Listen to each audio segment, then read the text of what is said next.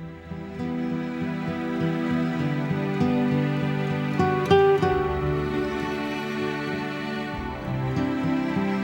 am nature and I am beautiful.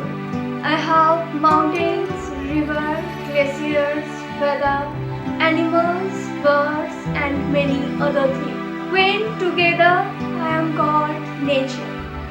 One day I created another beautiful creature in this world called human.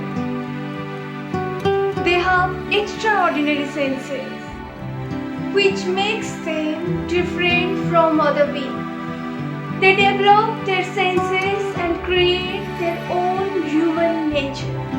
Now they are developing day by day.